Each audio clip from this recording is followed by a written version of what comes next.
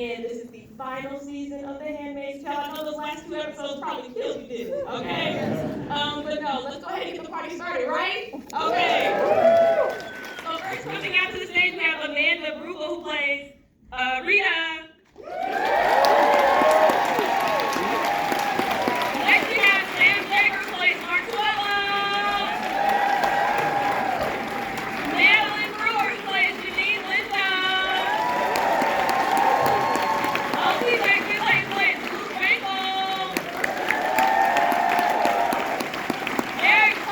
Executive producer and co-showrunner.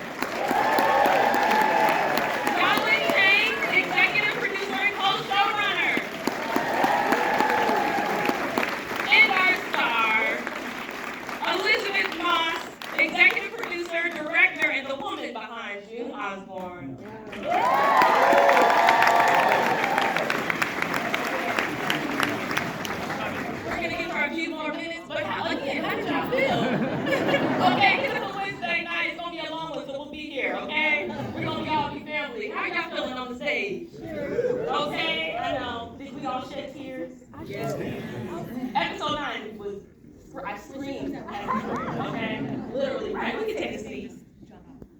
But no. Do they say 10-1 in the regular world? They say 10-1 on set when someone's going to the bathroom.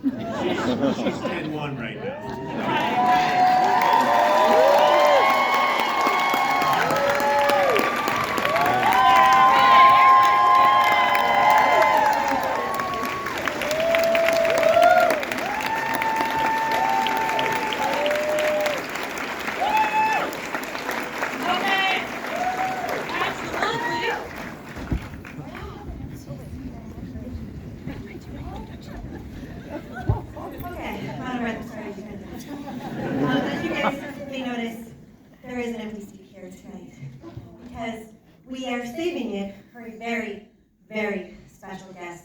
She is a brilliant actress, and I am very, very lucky to call her my friend.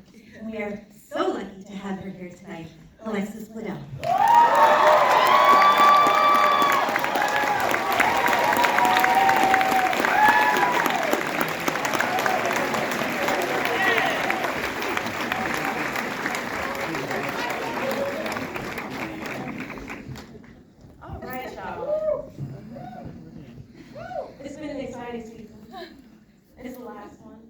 We got to get into all of it. Elisabeth, this first question is for you. Take a peek. But after watching the finale, let's start with how the series ends, with June walking through the Waterbird's home and beginning to transcribe her story. Talk to us about the decision to end the series this way, and what was it like for you to shoot those final moments, both as an actress and as episode director? Yeah, I mean, it wasn't my decision. I didn't write the episode. Bruce Miller did, who unfortunately, I don't know if he did, maybe he wasn't feeling it. I don't know if he's here. No, he didn't. Yeah, unfortunately, he didn't make it. But he wrote this beautiful episode, and I knew about the ending for a while though. So it was honestly kind of a very meta experience filming it, because I was walking back into that set for the first time in a long time. I had spent a lot of time there. So it wasn't a lot of acting required. It definitely just I felt all the things that sort of June was feeling. I think the thing I remember was in the shooting of it, it was a really beautiful experience because we had a closed set just to keep it really nice and calm. And our crew, it was one of the most beautiful, inspiring things to watch, because every single member of this crew took it upon themselves this was going to be the best scene they had ever done, and everything had to be perfect, and the dolly track had to be perfect, and the lighting had to be perfect, and the walls and set deck and everything was and everybody was very quiet and very just wanting to do their absolute best work for this scene, and it was a really moving thing to witness all these artisans really giving their best because it meant something to them. Yeah, absolutely. This next question is for Eric and Yolyn. Okay, talking about giving excellence. You guys did that and then some. Okay, give it up for them. No, seriously. Over and over this season. Okay, round of applause. Keep it coming. Y'all did that. I imagine that there's added pressure because this is how the show. The show is ending, and you want to satisfy both the story as well as the fans. What were the conversations like with Elisabeth, Bruce, the EPs, department heads, to know that you were getting it right along the way? Well, first, thank you for coming out on a Wednesday night. It's amazing to see the episodes on a big screen with an audience, and there are laughs in The Handmaid's Tale. Who knew?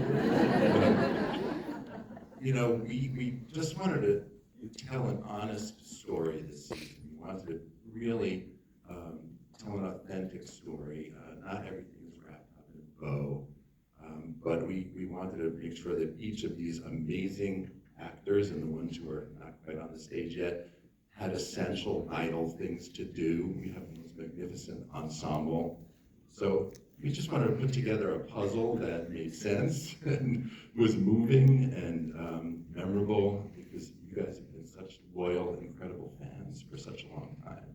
We appreciate that very much. Yeah, it's really amazing how passionate people are about the show. It's been such a privilege. I feel so lucky. I'm like pinching myself still that I get to work on this. And I have to say that this has been the easiest job I've ever had in my life, because there are all these amazing, from Lizzie to everyone on this stage and everyone in our crew. It is the easiest thing to write for these people, because we know that every step of the way, and with our crew too, that the scripts are going to get elevated and they're going to get better, and it's been the most artistic and creative experience I've had, and it's very sad to see it end. Absolutely.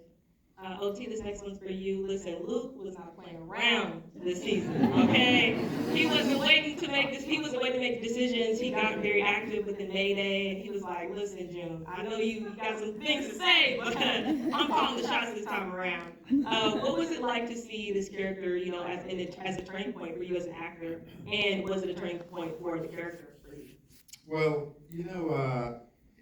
it's testament really to our wonderful writers here that it's very tempting to keep one character basically doing the same thing over and over again. And they made so many brave decisions this season where characters could really be changed, be influenced, be affected by what's going on, and getting a chance for Luke. Because, people stop me in the street and say, why don't you just go get Anna back? I'm sorry, I'm trying the best I can, I believe it. The English in me. Anyway, so to get an opportunity to kind of, and of course, we don't get Hannah back in the end, which is what we really want, which is heartbreaking, but getting the opportunity to really go for it and try and push Luke's boundaries was really exciting this season. Yeah. Can I say something really quickly about OT? We were doing a scene early on. Lizzie, I think was it episode 2? You were directing it, and it was OT who had just come out of prison, and Samira and I are waiting for him there, and it was a moment where OT was trying to get this right. This is the moment where he says, "I'm going to fight. You know what happens to my daughter. You know what they do to my daughter in Gilead." And that moment, watching his vulnerability, Samira and I were like, "Oh, that's right. We're still making The Handmaid's Tale.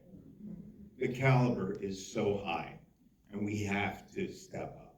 And that's just a testament to what he knew from what the writers created and trusted him with. So. For sure. Coming right back to you though, Sam. Mark has navigated the middle ground throughout the entire show, between enemy lines. What was it like for you, and what do you feel like he ultimately stands for? Is it redemption? Is there something that he's fighting for, or is there something that we don't know anything about? It's a good question. I think Mark is trying to hold space for a lot of people dealing with pain. And with every story like this, when somebody has gone through the atrocities that the women in this story have gone through, they need a person there to hold space and be there for them. And I think he's one of those people. I think they all try to support each other in some way.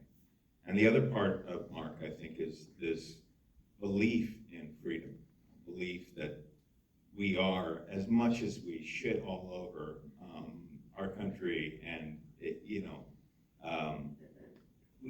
it's like Winston Churchill once said, democracy is the worst form of government except for all the other ones. And we have a lot of flaws, but I still believe that being in a free country means something. Our country has the capacity for good if we align and fight for what's right.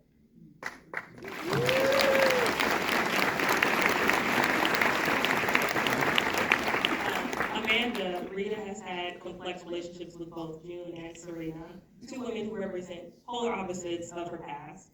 How did you approach her emotional boundaries with each of them in this final season? Because it's the last season and the last time we're going to do this. So, and I can't get fired, so I can say I'm a black woman. I'm a black woman. And what I'm saying to the non-black women and the non-black men is that complex emotional boundaries is sort of what I was, it's a birthright, and navigating those. And I think the thing that the show gave to me was not just playing those tropes. And so I could see sort of a reference to June and a reference to Serena. Serena was my savior, June was my friend, but still there was sort of this deference to both of them. And the thing that the writers, particularly these showrunners, have done for me this season was taking me out of that deference and finding my voice, which was fucking kick-ass. But how I navigated those relationships was just, you're not supposed to, as an actor, I guess, for some reason, bring in your own life and your own trauma and your own shit. But I brought it into both of these relationships in finding June to be someone that I bowed down to because I needed her to save me. And Serena, I needed her to save me, but ultimately realizing I just needed me to save me. Okay, hello.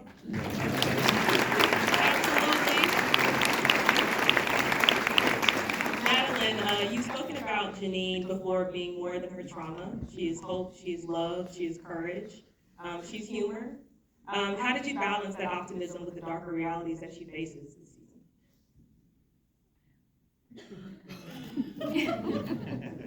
It's been 9 years of not really being entirely sure whether I would make it past the next episode. Until I read it and thought, oh gosh, there she goes again, 9 months. To something that OT said, and I think is once again such a testament to our writers, is they have allowed Janine to not be one thing. And in the earlier seasons, especially in seasons 1 and 2, Janine's escapism and that personality, that kind of floating, crazy thing, was a survival mechanism. And she was allowed to be that. And then when that didn't really serve her anymore, our writers allowed her to grow and allowed her to become a different kind of survivor right up until the very end. And I love how she was able to keep that optimism that is so Janine, and then bring in parts of June, because how could she not have been with this woman for years and learned from her? And I think that Janine's spirit is that of an optimist and not a hopeless, romantic and a hopeless optimist, and she never loses that. And that is kind of like the thesis statement for me for Janine, is that it's really, don't let the bastards grind you down, and they never do. They can't take that hopeless optimism away from her.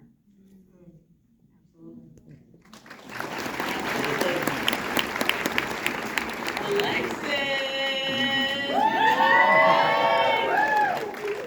The last time that we saw Emily at the end of season 4, she was struggling to acclimate to life in Canada and ultimately decides to return to Gilead and fight for resistance. What do you think drove Emily to continue in her pursuit for the freedom for the women of Gilead? Well, when she arrived in Canada and was reunited with her family, she was still processing so much emotion. Her trauma was very fresh. She went through so much in Gilead, and it's similar to what Maddie said about, almost not being able to believe that she's still standing, and then something else happened to her. So when she settles, I think she still has a lot of underlying rage and unprocessed emotions to work through, but she kind of gets drawn back into Gilead instead of kind of finding a way to work through it in Canada. I think she wants to go back and finish what she started. Yeah. And you guys do go back to where you started. How was it like for y'all to go back to, like, I mean, where you guys were handmaids, or your characters were handmaids? How was it like revisiting that set, the Waterford home? What was that day like? Well, I love the opportunity to offer a satisfying conclusion to our audience, to Emily's storyline, because it was such a beautifully written role from the pilot. And, to the fact that the finale brings us full circle and has June and Emily walking together in freedom felt so meaningful and seemed to inform so much about each of their journeys, as well as the way they were intertwined from the beginning.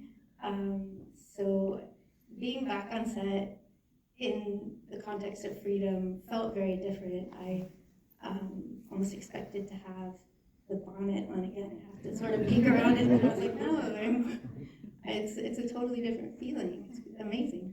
Yeah. I mean, when I heard the idea that Emily could come back in the finale, I said, okay, the problem is now that you've told me that we have to do it. So, because it was so perfect, and it felt like an essential piece of the show, not just June's journey, but my first scene. My first scene on day 0 was with OT and our Jordan and McKenna at the aquarium, but our first official day 1 was with Alexis.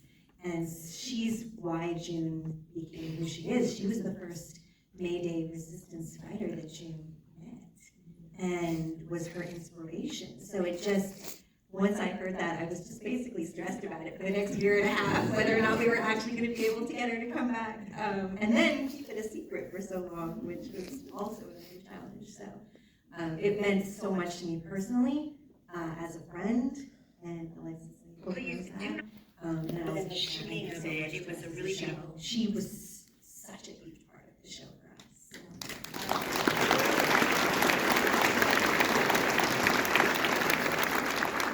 Alan and Eric, talk to us about episode 9, honey. Oh my goodness.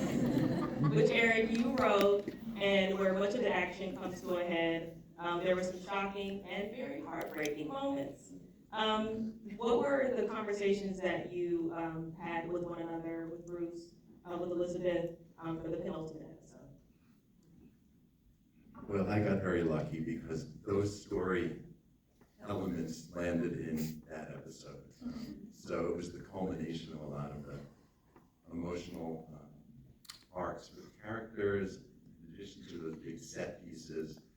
And I would like to say, since you guys have just seen it, the episode would not be what it is without the brilliant direction of Elisabeth Moss.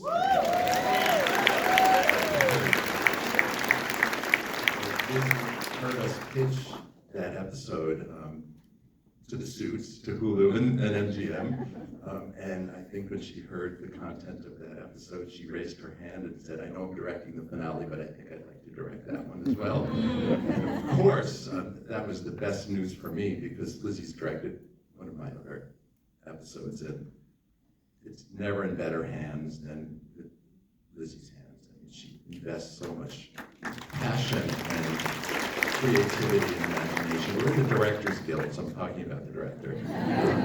But for me as a writer, it was really thrilling, because I had all of the cast having, I think, great moments and scenes together. It was a combination of very intimate two-handers with these big kind of spectacle scenes. And I'm so glad you guys cheered when the planes went overhead. I cried. Just a little, not for work. But Yalin, would you like to add to that? I mean, episode 9 is just this incredible, awesome epic. By the way, Ellen wrote episode 8, so she's no slouch. But, I do feel like by the time we were coming towards the end of the season, we were really just not leaving anything on the table. And we were making movies by the end. And just, the brilliance of Lydia's directing and the producing that we were actually able to do it, to make these movies. What I love so much about 9 is that there are these massive, action set pieces and the revolution, the thing that we've been waiting for this whole time, along with these beautifully, just gorgeously written scenes like the Wharton June scene and the Serena June scene, and the stuff that as a writer you just, those two-handers are so much fun. And so I don't know, I'm with episode 9 I really got to sort of just sit back and watch masters at work, and I love that. I gotta say, I've obviously seen the episode a lot, and was there. But watching it like that on the big screen, I'm gonna not look at you, Eric, when I say this, but it just was so incredibly grateful that I, as an actor and director, got to be at the helm and be in those scenes and say some of those lines and do some of those scenes in those moments. I just felt, even after it has been quite a long time since we made it, I just felt so incredibly, incredibly grateful, and I was able to just be a part of it. So thank you very much for letting me do that. Publicly. Can't get away from it. Last question is for you, Elisabeth. In the first episode of the season, June tells Serena is crying, Mommy's always come back. In the last episode, in a flashback, June says the same thing to Hannah, Mommy's always come back. Talk to me about why that was, what was the purpose behind having that open and close the season? And what does that say about the future of the Handmaid's Tale? Is there a message behind those words? Yes, definitely. The message I think is very obvious, of course. Honestly, it's kind of one of the benefits of being able to know the whole season before you start. So we had pretty much all of the scripts before we began. So I knew about this Mommy's Always Come Back moment, the flashback that was going to happen in the finale. So I took a chance and I ad-libbed that line in episode 1, just in case we needed it, if that finale flashback ended up being in the show. And it did. I thought that would be a really nice bookend, because for me, if there's a way to sum up what the whole series is about and what June's whole journey is about, it's those words. It's just that. It's as simple as that. Mommy's always come back. And another thing that Cherry's character says in the show about how this story is for the people that their children don't come home, and they won't ever stop looking for them and won't ever stop believing in them and loving them. That to me was another really, really important part of this episode, and those two things are for me what the show's about. Absolutely. That's all I have for Team Mayday, okay? Give it up.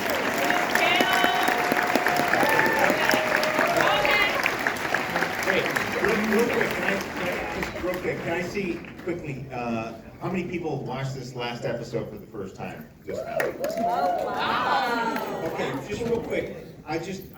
My son and I listen to music. We play it all the time on his way into school, and he was really looking forward to an album that came out recently. And I said to him when it landed, I said, "Hey, buddy, just remember, this album right now, it's yours. And you can find out about what the world thinks about it later on. But right now, it was built for you, so just savor it." And I know that these creators on this show, whatever you feel about the show, just let it be yours, because that's what we did. We tried to create something for the fans of our show that they could sit with, because it was so personal and meaningful to them, just as it is to us. So.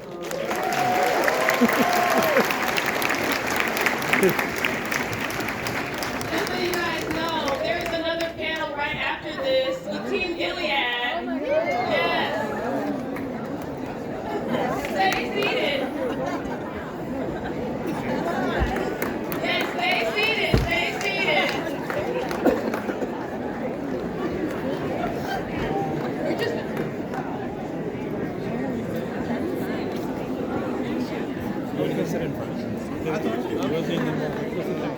I get it. But now people struggle with it. Probably won't do it. I got really, really lucky. I've done a few shows, and I've had some great people at the helm and that I've had really good experiences working with. And after this show, I'm spoiled forever between Bruce and then Eric and Yeldon, who are so incredibly collaborative and just give me so much just trust and a voice, and recognizing that, you know, very early on, Bruce and Warren Littlefield, the brilliant Warren Littlefield, who they were the original executive producers that I worked with the most, and they recognized that a female voice was really necessary in that position to the show, and they gave me a seat at the table when they honestly didn't have to. And I'll always be forever grateful to the both of them for that. Time to bring out Team Gilead! First coming off the stage is Josh Charles, who plays High Commander Gabriel Wharton. Ember Carradine, who plays Naomi Putnam and Lawrence. And Dowd, who plays Aunt Lydia Clemens. Yvonne, who plays Serena Waterford Blackford. Executive producer.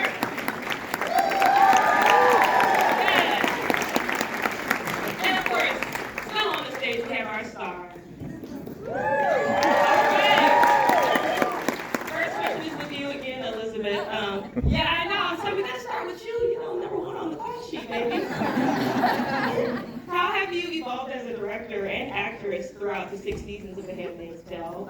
What has your experience been like working with these artists as a director, executive producer, versus an actress on the series? I mean, again, I have been so incredibly fortunate to work with these actors. I mean, it's like having just a garage full of your finest cars. You know, like it's really hard to mess up with them, because they're just, I was saying this earlier, the biggest lesson I learned, and the first lesson I learned when I first started directing in season 4, was that you can do all of the fancy stuff and you can have all the bells and whistles and it's super fun, and I love all that stuff and I love cinematography, but all that really matters is that actor's performance, and you put them in front of the camera and that's all you actually need. And I remember it very clearly working on a scene with Dowd in episode 3 of season 4, my first episode, and just going, that's it. That's all I need is her performance. And so I've been so lucky and to have that. How I've grown as a director. Gosh, I don't know. It probably was better answered by someone else. Yeah, I can't wait to answer that question. Yeah.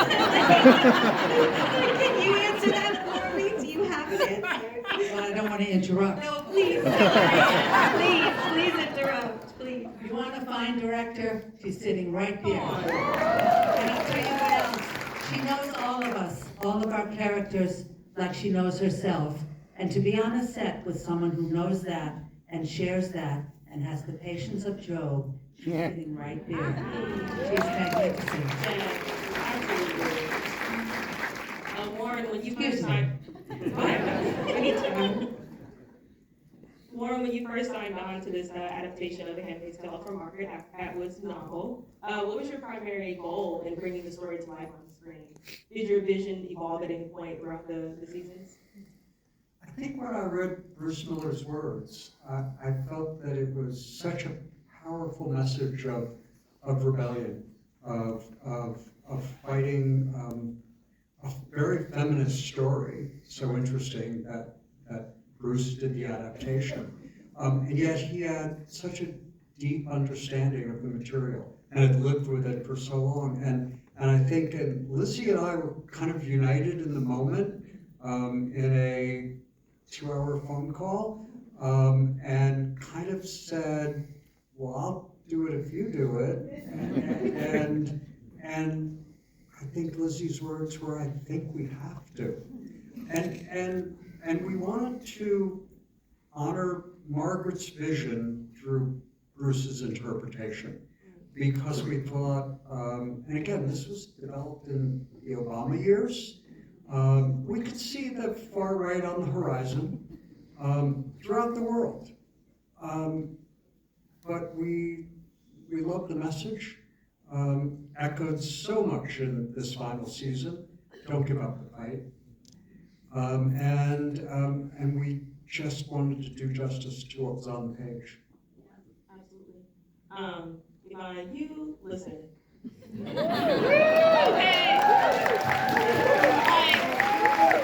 She acts down, but baby, that first episode and episode 8, like stellar standout performances. Like, oh my goodness.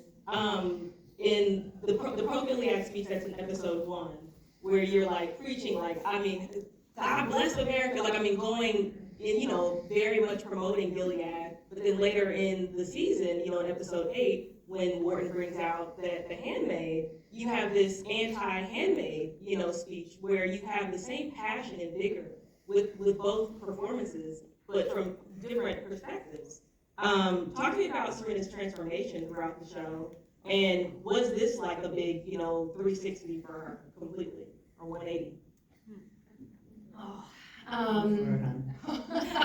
Yeah, oh God, it's always really interesting to talk about Serena, because it's just so difficult. I think so much of her journey has to do with June's belief in Serena, that she can ultimately change, and that never wavered. And June presents to Serena, June is the consequence of Serena's actions, and I think that's what allows her to evolve. If she didn't have someone in her life forcing her to see what she has done, I don't think she would have got there. I think the baby, her own biological child, helps as well, because as any parent understands, as soon as you have a child, the stakes become a lot higher and your life changes. So that indeed helps. But ultimately, I still feel that even though she has these redeemable moments, I still feel that they are somewhat self-serving, and she cannot ultimately separate herself. I know Lizzie thinks a bit better of Serena than I do, but I do think that ultimately these are still self-serving decisions in a lot of ways. I mean, I could hang on about this forever, but yeah, that's the highlights. But I think better of Serena because of what you bring to her in your performance is the thing, and it's there on the page, but it's what you bring, this humanity, and depth and vulnerability and complexity that you as an actress bring to her. I don't think in anyone else's hands it would be anywhere near the same, or anywhere near as beautiful and moving.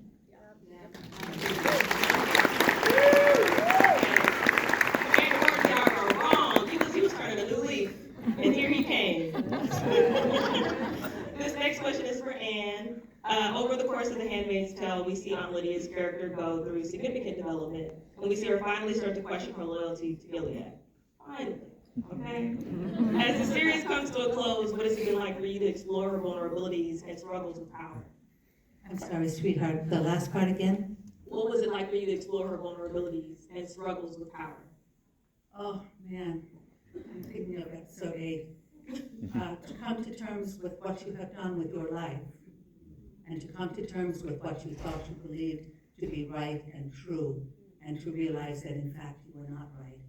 You were cruel, and you watched rapes and allowed them to continue, and I did this, I did this, I did this. I mean, to come to the point where she is looking at herself in the mirror and seeing the truth, and then being able to let go, I thought was very powerful. I was very proud of her personally for being able to do that. I'm not answering that very well, I'm sorry.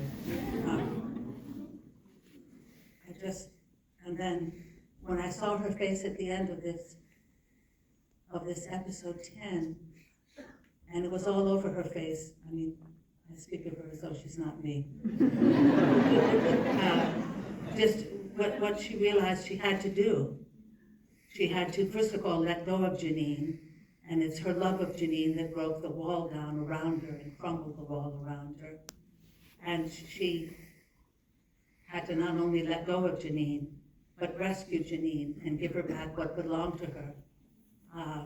Very brave things to do, and I could see the anguish in her face and the exhaustion of having to go back and continue to know more about herself, if that makes any sense.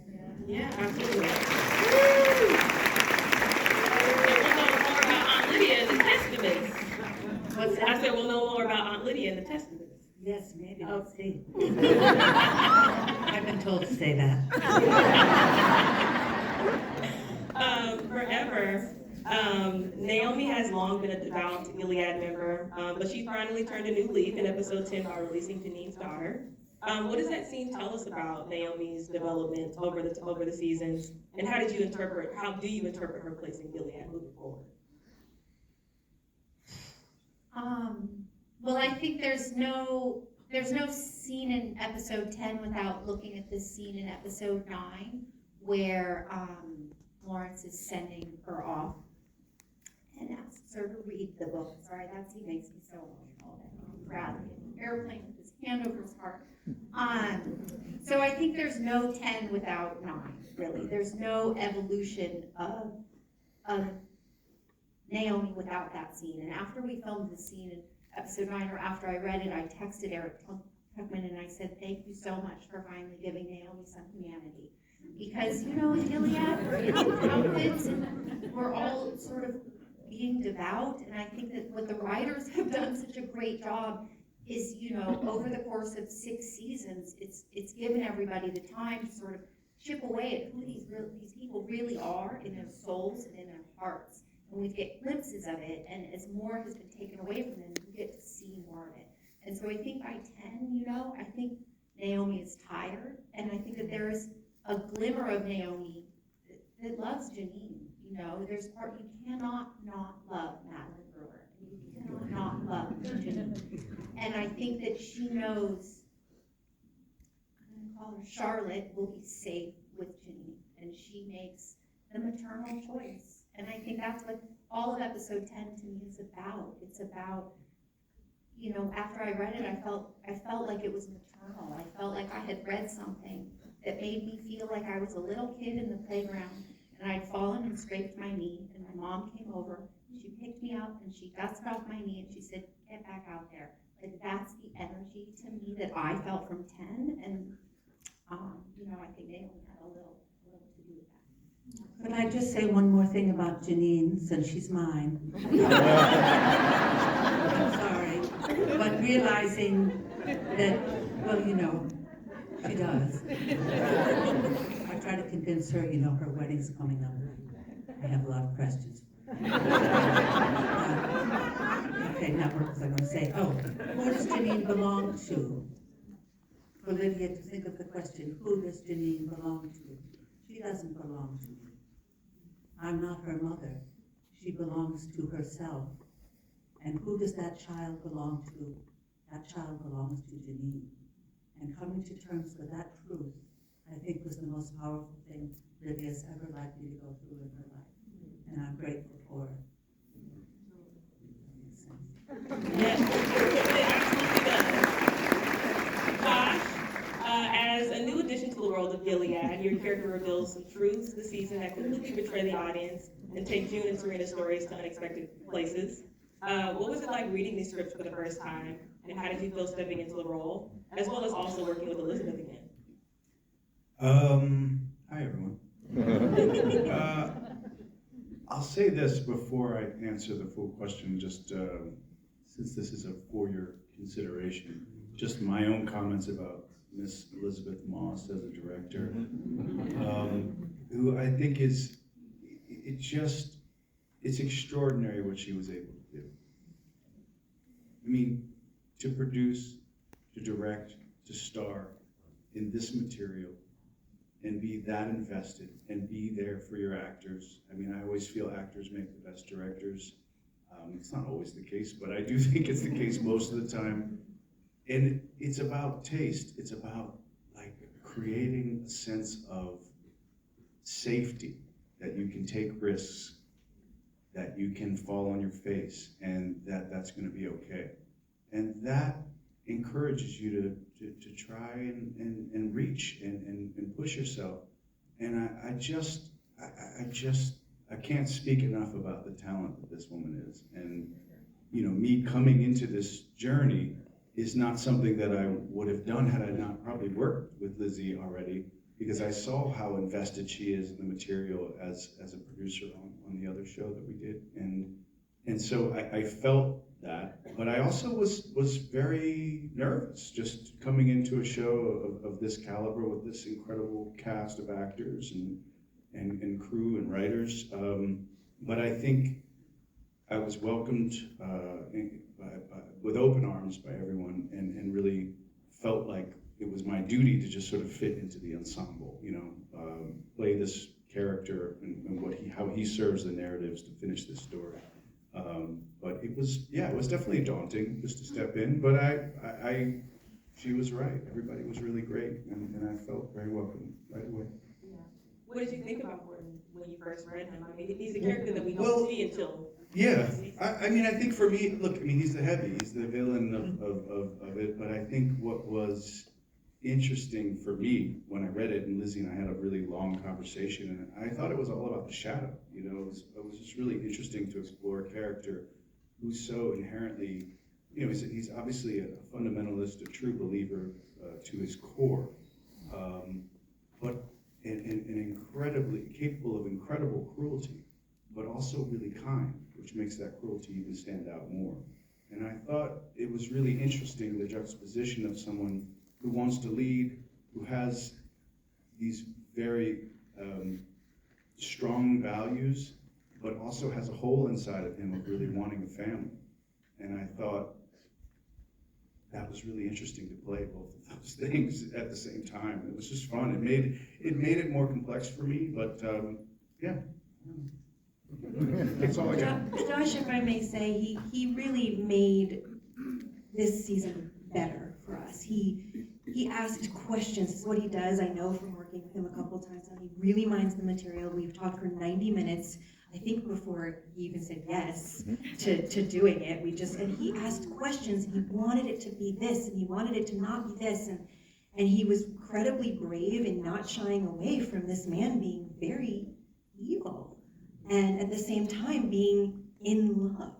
And he brought that element to it, which was, I think he pushed us as producers to elevate that character with these incredibly intelligent sort of, and really trying to get at the truth of something. And I'm so grateful for him, not only for his performance, but for coming in and really demanding of us that we do the best work that we could with that character. He made it better. Absolutely. Good job. My last question is back to you, Elisabeth. What can you tell us about the Testaments? We gotta know. We gotta know. And listen. You already heard, I don't know anything. Or? I'll jump in a little bit. A little teaser. 4 years after the end of Handmaid's Tale. And we're in a world that is Virginia, Maryland. We're away from the Boston area. And this is from the point of view of the young women coming of age in Lydia's school. This all comes from the vision of Margaret Atwood, of course, based upon her 2019 book written almost 35 years after The Handmaid's Tale. And these young women have never known a world other than Gilead. So, and that world is bright and beautiful and seductive, and yet it's still Gilead. And so that's the realization. And Lydia has started this school to try and, I think, reform from within, rather than blow up Gilead. She is an educator, and she's trying to raise her young girls in a way that has them live a better life, but it's also Gilead. And so it's a really interesting transition to see where Lydia goes, and also see a new world through all these young eyes. I watched the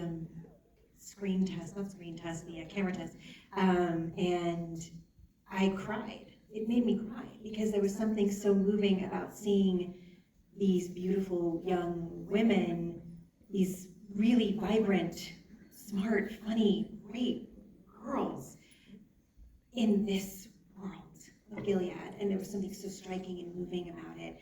And I thought, oh, that's the show. That's the Testaments. That's where it lives, right there.